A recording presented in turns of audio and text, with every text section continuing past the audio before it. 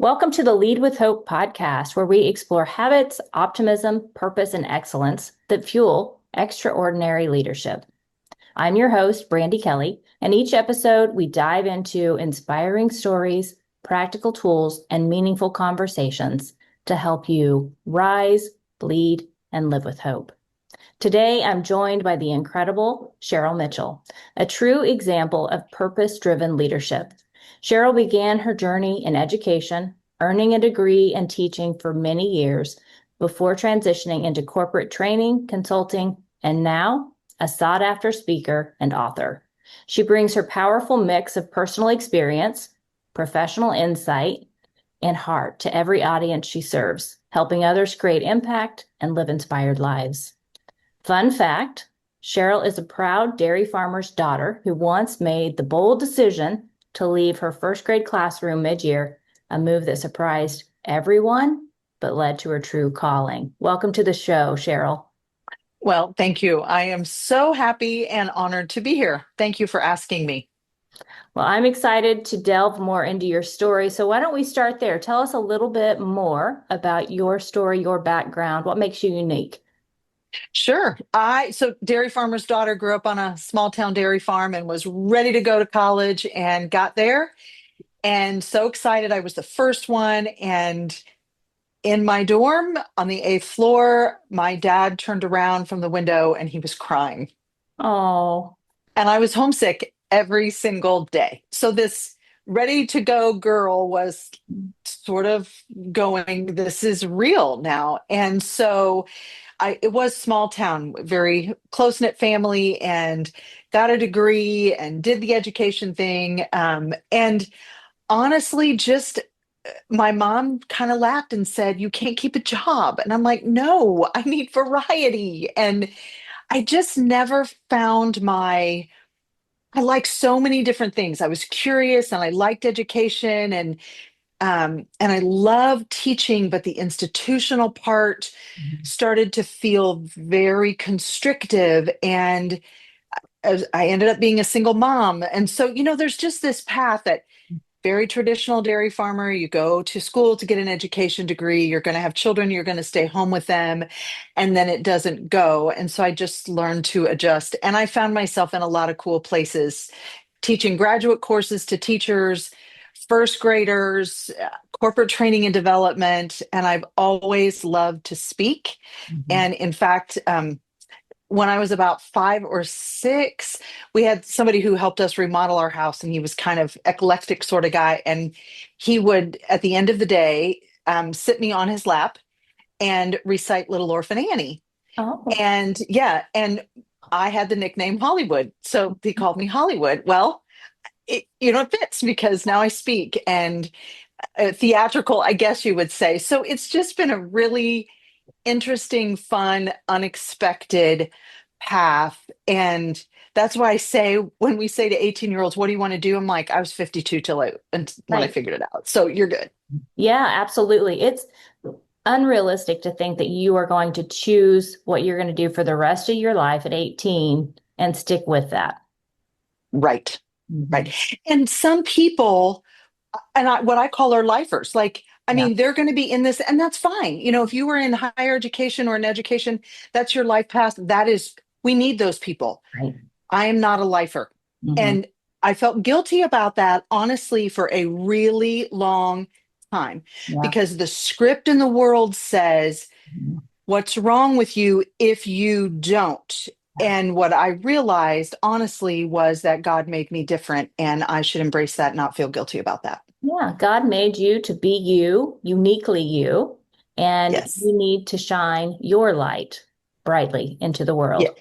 Yes. I'm grappling Yes. with that same kind of, I don't know if it's shame, but just that idea that, I have 25 years in education and I just left. Um, Mhm. that wasn't the plan. That wasn't what I had in my mind for my Right. future. But I do believe that God has shut doors and opened doors for a reason. And He has a plan better for me in mind than I could ever envision for myself. Yes. And many times, Brandi, and specifically in a couple of situations in my life, I needed the door slammed and I had to take the most courageous step to Yeah. get the beauty of where I am. And without that, without removing the safety net, I wouldn't be here. And so it is a big deal to leave education after 25 years because that's the world you know. Right. That's the structure we know. You start at this time and you go to the bathroom at this time and you have Yep. lunch at this time and August comes and there's a whole feeling and you're like, "Oh, wait, I don't have that this year." And it feels just off like you have to rewire so many things and some of it never leaves you. I just had this conversation yesterday. I'm like, why do I feel like I have to sit in my office for 8 hours a day? That is Right. not how this works. I have to redefine work. Uh-huh. Absolutely. Yeah, you have Yeah. that freedom to do that. You talked about sometimes education, we become institutionalized. We have that structure, those Mhm. systems, schedules. Now you've built a career beyond the classroom. So for you, what have you done to redefine purpose and what does living on purpose mean to you today? I just had this conversation this morning with my coach.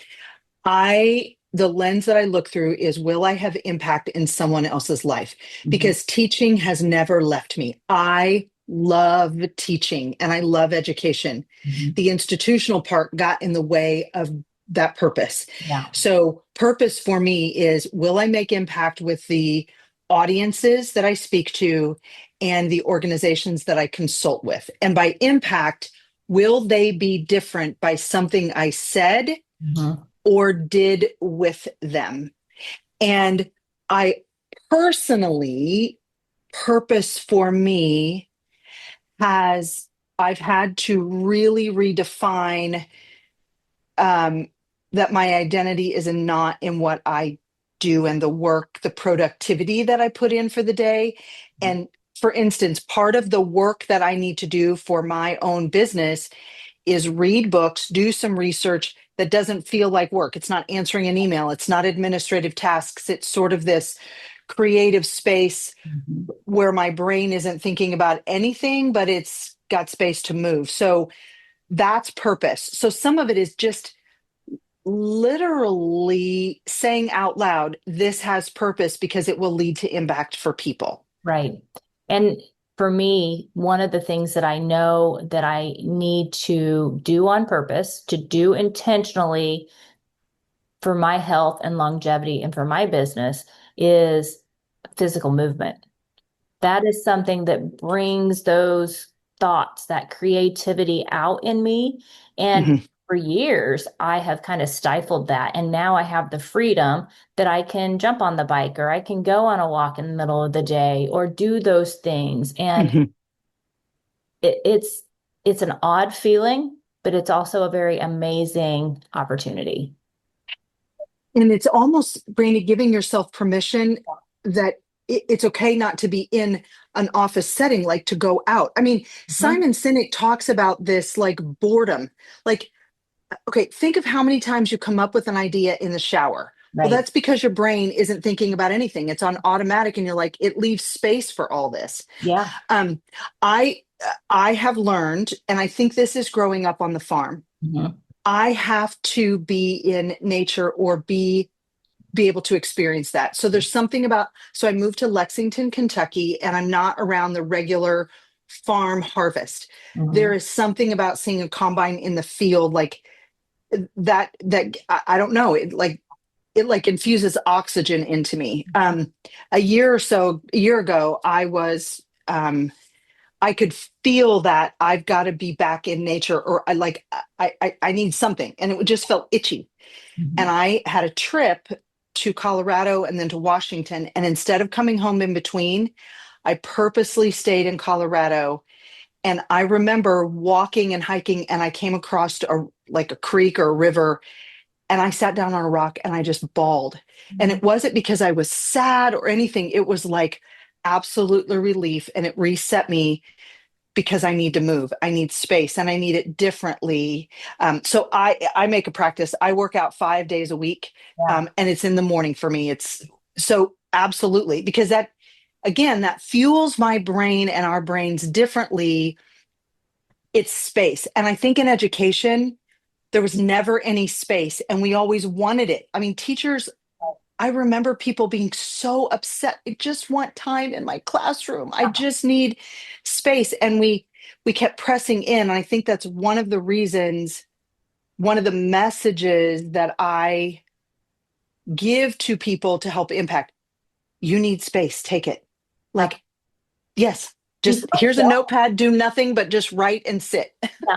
And we feel selfish doing that. We feel like we are not being productive or we're not being intentional.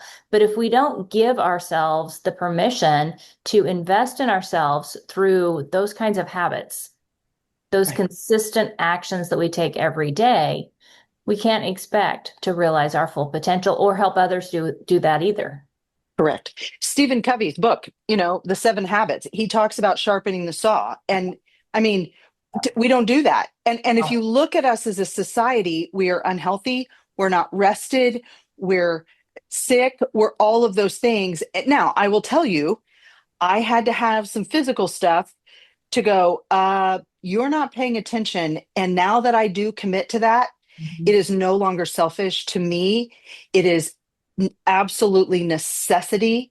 And oh my gosh, I'm so much better and can have more impact and give more when I'm committed to myself first. Yeah, it's definitely a mindset change. It all starts in the mind, right?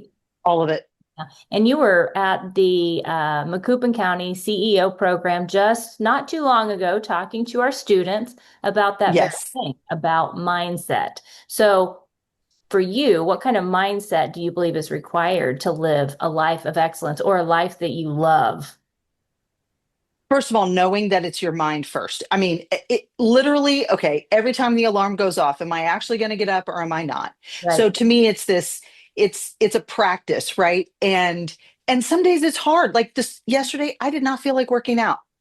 Yeah. And literally I said out loud, do it.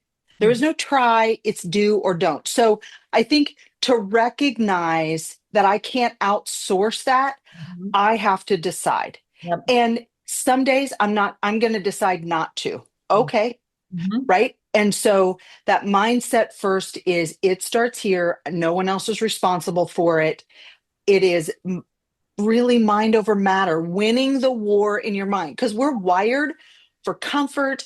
We're wired for no, conflict. We just want it easy. And that's what our brain wants. And somewhat okay, so the mindset also is then, well, I'm denying myself if I don't have that bowl of ice cream. Mhm. Well, yes, I am, but I don't have to deny myself every day, maybe one. So, so it's the other thing is having resources and people around you who lift you up and push you in that exercising of it, because it's like any other muscle. Honestly, it's like any other muscle. And if you have people around you that are challenging you to do that, that helps you build that muscle. And I also, in order to overcome some of the things that I didn't even know were a struggle for me, I went through some counseling. I had some different resources that I used for a period of time to sort of make myself aware to go, oh, that's why I keep doing that. I don't want to do that anymore. So, Right. how do I reroute it? Mhm. Um, and I think the other thing is physical health for me. When I eat right, when I sleep, that makes a big difference. Yeah, and investing in yourself, Yeah. cultivating those habits, it boils down to getting really clear on the life you want to live. I think we can all agree we want to be healthy, mind, body, and Mhm. spirit. We want to live a life of purpose and excellence. And casting that vision means getting intentional and taking the consistent actions, and they are going to compound.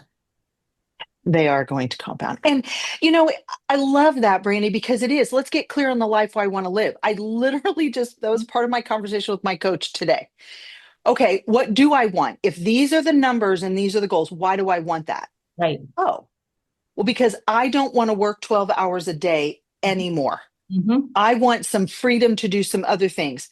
I want to say yes to if my kids want me to come and do. I want to say yes to something unexpected with the gentleman that I date. Like if he goes, and I think part of it is an education, even in growing up on a farm. I don't think we ever gave ourselves permission to dream or say that we could craft and create the life that we want that might be different than somebody else's expectations. Yeah, yeah. And I think you and I both were raised in probably a small rural area, farming communities. And I remember my mom saying to me one time, I told her I wanted to be a counselor. That was kind of I was a school social worker. So I was talking to her about my career aspirations of being a school social worker and counseling kids. And she said, "Oh, I don't think that's what you should do. I think you should really just focus on getting married and having children and building a home."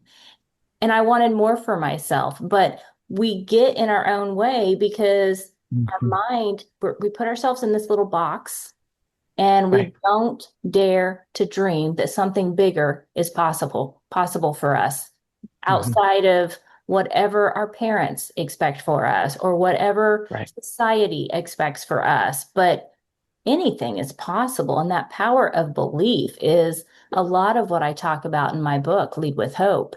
Believe Yeah. in yourself and building a system of hope to support dreaming for the life you Right. want. Right. And I'm not, what your mom wanted for you Mhm. is based on her experience and her frame of reference. And what you want isn't wrong, it's different. Yep. And that's a little bit of a rub because they don't understand.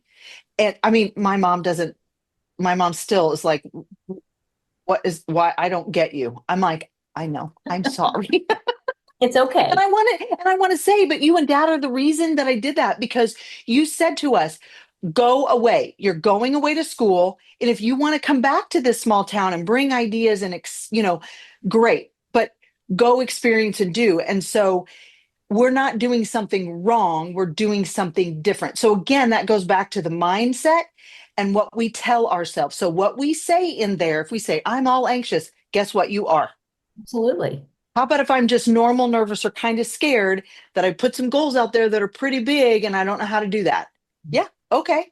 I do some counseling and I have a licensure in clinical social work and I enjoy that. But Hmm. that work is more about dealing with the anxieties and the trauma and the grief. That Yes. is more of a healing journey, whereas Mhm. coaching is helping somebody realize their full potential. And as you so beautifully said, it's pulling out what's already in there and helping them act on that, helping them to really put into action what already exists within. Right. And how to do that, which sometimes is honestly reframing. Okay. Mhm. Again, Yeah. the conversations today, so timely. Sometimes I feel selfish if I say no to someone who wants to have coffee or get together. Well, okay, if they need me, Yeah. I don't, I feel selfish. And the word was, what if you reframed that to say, no, it's responsible of me not to go because I have work on my business that I have to do. Right. Oh, so again, it's reframing. That's how we help the action change as we go forward based on the healing that we're doing, and the coaching leads us into the next level up to the next step. And I've been talking to people about boundaries and even looking at the Ooh. scripture for biblical reference on boundaries. And there is a scripture in the Bible that I just recently read, and it talks about how we're supposed to help carry each other's burdens. But then in that same passage, it says that every man is to carry, and I would say every man or woman is to carry their own load, right? So to me, that gives us a license to say, okay, I'm going to come alongside you. I'm going to support you. I'm going to help you to develop yourself, but I'm not going to carry your load for you. The Bible tells us every man or woman has a Right. load that they have to carry on their own. And that to me was very freeing and That's very freeing. gave me that permission to in cultivating the life I love and cultivating that life of excellence, it gave me permission to let go of the guilt and the shame when I couldn't do everything that other people wanted me to do. Yeah. Oh, I love that. I Mhm. love that because we do think about how heavy that is. You go Yeah, through life. It's like, my yeah, gosh, at some point you can't hardly keep your shoulders up and hold on, that's not mine to carry. I'm going to support you, but don't put it in my bucket. Don't put it exactly. over here because I'm going to put it over there. Yeah, yeah. It was an amazing and timely Yeah. scripture for me to read. Yeah. Now that kind of leads me into the next question about Mhm. resilience and adversity. Um, I know you have had challenges, you have had Mhm. tests in your life. Can you share a defining moment when things maybe didn't go as planned or something tested your resilience? How did you find hope and strength to move forward? Well, I'll give you two examples. One is personal, one is professional. I got married at 23, and at 24, I went, wait a second, what? Oh my.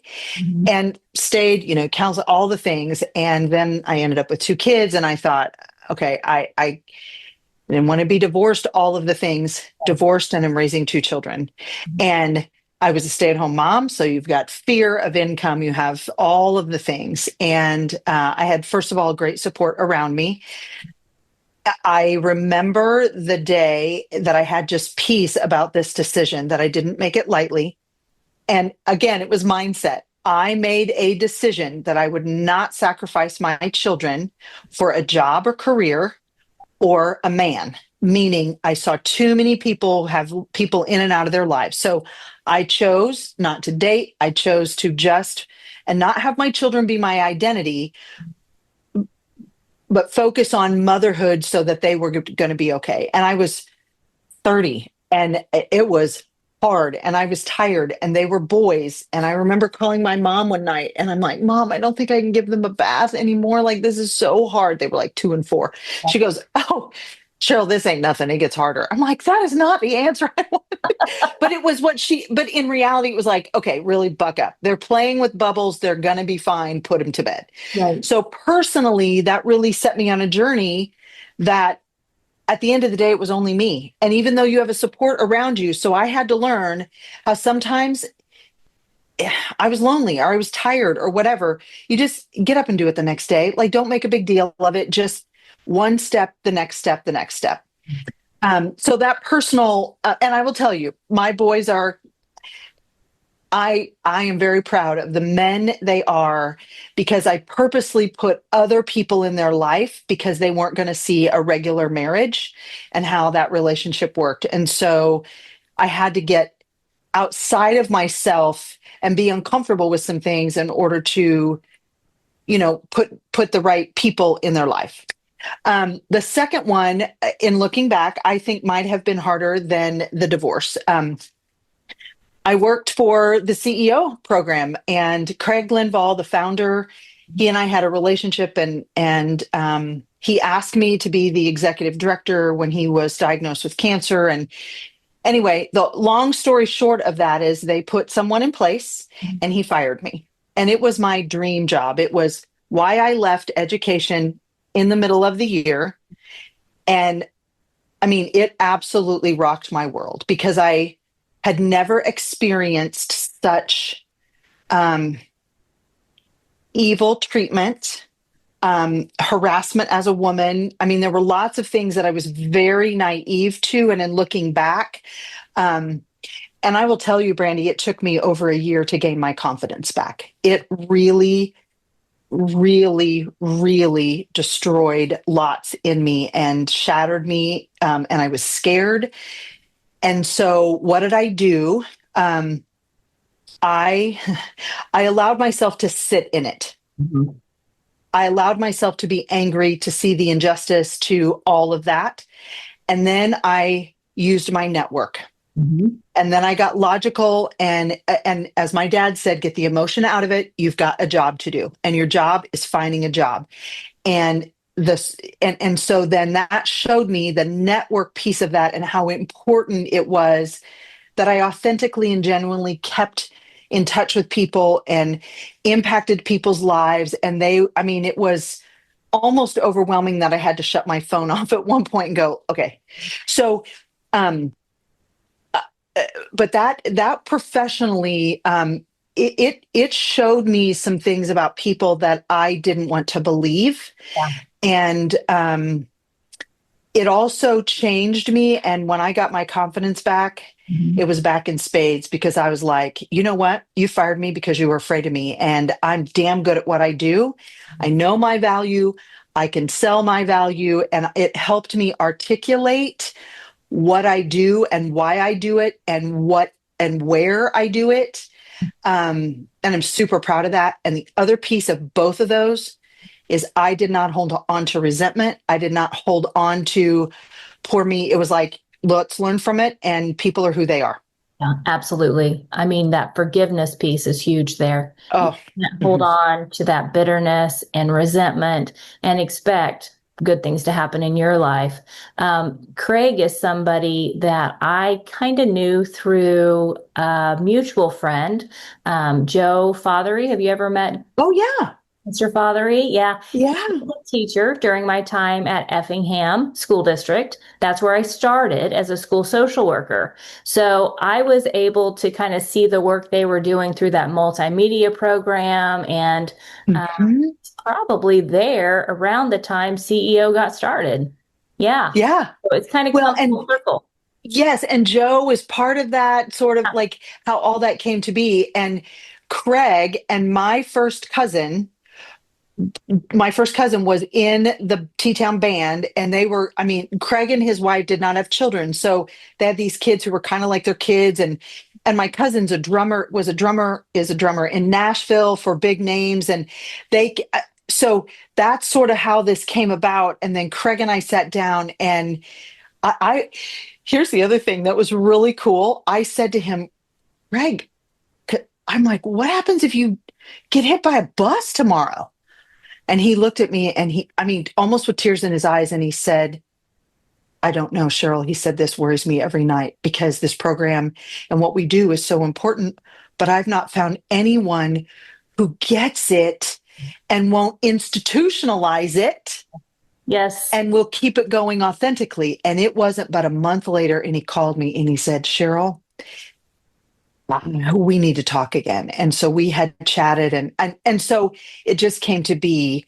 And that's when he called me the day he found out he had pancreatic cancer, and said, would you step in as interim executive director until, we'll see. And then when he asked me to be the director, and then the other people stepped in and stopped that, like politics, ego, all the things of the evils of the world. And and in the end, I will tell you, to this day, when I drive through the country, or like early morning going someplace, like on my way to CEO, in my heart, I mean, I miss Craig. And I always think he has had an effect on me forever. Yeah. And he trusted me, and it's not my fault Mhm. that it went the way it did. And I knew him, and I will stay true to that program the way Craig wanted, but he changed me forever. So out of absolute the worst professional situation ever in my life. I mean, I could have probably filed harassment charges. I mean, it was that bad. Came beauty. And I'm like, isn't that what? And I think that's the mindset, right, Brandi? I go back and go, yeah, Yeah. crappy stuff happened, but I wouldn't be here without it. And Exactly. yeah, All yeah, things work together for good. I use that verse. I love that verse.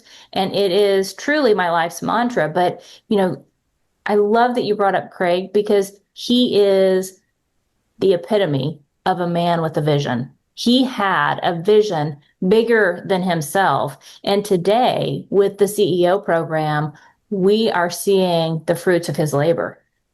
yes, yes. So, And the other thing is, he didn't have the corporate mhm.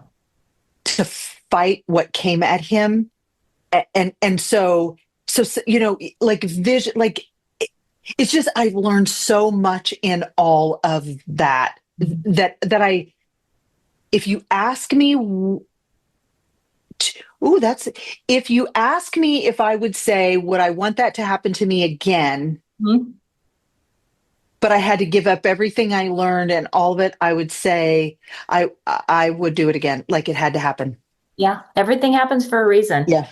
Yeah. That's a true statement. And I know that you are a big believer in the CEO program, um, Mhm. but kind of unpack that. Tell us why you believe the CEO program is important for our students. What do you see that they get out of this? What do they gain that maybe traditional Mhm. education misses? Great question. And it's very easy to me. In my work with young people, I'm recognizing that they have education, and from, let's call it 3 years old until they're 22, if they go to college, there's a script, there's an orientation. They have all the things, and then they go to life, and they're like, there's no orientation. Like, okay, now we want you to work 40 hours and do all the things. CEO to me, particularly post COVID. Now things have changed. Kids are different, and we have to think about that differently. But this is how I see it. This is a kind of walking across the bridge and sort of helping them the transition to adulthood, to see the difference in, oh, wait a minute, business and life is different than the education system. Mhm. Huh. And it allows them an opportunity to be in a place for things to be translated. Mhm. Okay, because old people say one thing because we have this frame of reference, and they don't have the frame of reference. So in CEO there's some translation happening, so they're like, oh, now I can put what I know to this. So it's this sort of exposure without dropping them in. So yes, it's about business, but to me it's about relationships, and this freedom to ask questions and not know. And schools can't do that. And I would just want to say something about education. It's doing what it needs to do. Like, it's never go it's created to create a certain product that everybody basically looks the same. Yeah. It just does. It's just, we're producing widgets. I, Mhm. it's not right or wrong. We just are. Okay. So it has its place. It's so different than the real world that there's, especially post COVID, there's this gap, and these kids are floundering. And then they go, oh, I'm all anxious, and oh, I don't know what to do. And I'm like, okay, it shouldn't be like that. So I think CEO's purpose is to, and Craig was adamant about this, personal connection. Yes, business is that conduit or whatever, but I think it helps CEO helps these kids not fall down into this, where some kids have a struggle getting back up. It helps them walk across it slowly, to recognize there's options that they didn't know, and people genuinely want to help them. Absolutely. That personal connection, networking, learning Mhm. how to use your network. Well, first, to develop a network, it gives Yes. these kids a network, and then they're taught how to use this network. And Mhm. the other thing that I think is so beautiful about this, and I think Craig probably did this by design, it fosters that growth mindset. It's okay to fail. That's how you learn. So make Yes. mistakes, make them often, but then keep trying, keep Yes. failing forward. And I love that about the program. Yes. And in fact, I mean, he said that. I hope you fail. Like, I hope you mess this up, and to sit with him, I mean, he was so witty and sarcastic and quick-witted, and like, he didn't couch anything. And sometimes, and I don't know, he was just a different kind of adult, which automatically connected. But then he said things like, okay, what would you do differently? Okay, look at that. And so, yes. And though it actually is live action, hands on, in the moment, present, messing up. How do you network? What does that mean? Rather than watching it on a screen, or the teacher telling them that this is how it works. Yeah, They're experiencing it real life. absolutely. And that topic of education, going through all of the formal education that I've gone through, and I'm sure you've gone Mhm. through, learning the history of education, the system that we have right now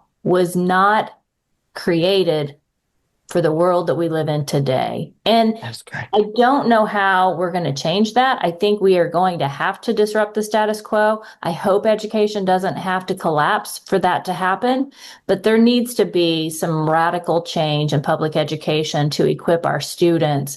But in the meantime, I'm thankful that we have programs like CEO that are coming alongside the system we do have in place to provide the education we are providing to give the kids what they need. Yes. And honestly, my skeptical side is education can't change itself. It's too big, it's too massive, it's too institutionalized. So in my mind, let's stop putting the effort there because, and this is a whole different topic, but it goes back to the family situation, and there's lots of things that you can't fix there. It needs to be fixed before they get there. And I do think we're seeing the pendulum swing.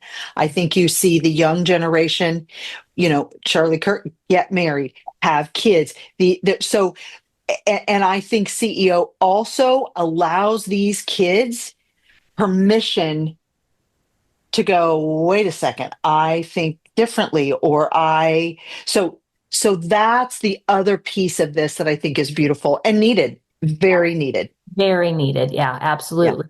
Now, with the CEO program, I know that's one of the things that's giving you hope right now, but this is one of my favorite questions to ask guests. What is giving you hope in the world right now? The young generation. Like every time I'm with them, I tell them they annoy me, and I don't necessarily understand them, but I so love being around them. They challenge me and help me redefine my work. And when I've got my goals for 2026, I want 12 keynote speaking events, big stages, but specifically around this communication to help these young people because they're eager, they're hungry, they want to, they just don't know how. So they give me hope, hands down, hands down. Yeah. Oh, I love that. That gave me chills when you said that because I feel the same way. Now, before we wrap up this episode, Cheryl, how can our listeners connect with you and learn more about your work, your book, and the Inspired Life Mastermind? So the Inspired Life Mastermind, I don't know if they still do it, but I did. I would encourage people look up Mastermind and they can reach out to me to ask those questions. I've held masterminds before, but it was life-changing for me. And masterminds are a wonderful tool in addition to coaching because it brings you a support network around you. But they can find me at CherylBMitchell.com. That's my speaking website that will link to the book, that will link to the farm stuff I do, but specifically the keynotes. That's the best place. And I have, and the other way that they can help me is if you have a conference or a convention or something and you need a speaker who's different, who's bold, who's going to say those things, but is the translator for the communication problem that we've got, I'm your gal. So yeah, CherylBMitchell.com. Yeah, and I can vouch for her. She has confidence, she's bold, Thank you. and she is engaging. I've seen her in action. So thank you, Cheryl. Thank you for coming on the show. The world needs your leadership, and it starts with one choice: to lead with hope. Fuel your habits, nurture optimism, live with purpose, and pursue excellence every day. Remember, when you lead with hope, you help others find theirs too.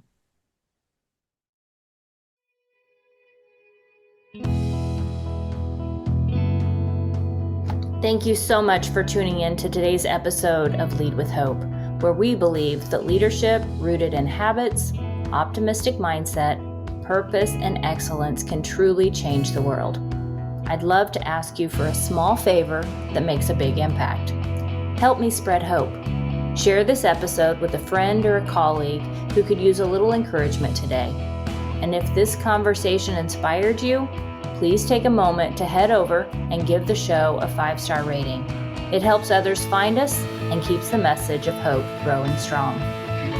I'm also excited to share something new with you, the Hope Fueled Kickstart. This is a powerful, short-term, one-on-one coaching experience designed to help leaders like you reclaim your vision, reset your mindset, and reignite your purpose so you can lead with hope again. To learn more about the Kickstart program, Just click the link in the show notes. Until next time, remember, the world needs your leadership and change starts with you. Fuel your life with hope, embrace your purpose, and shine your light for others.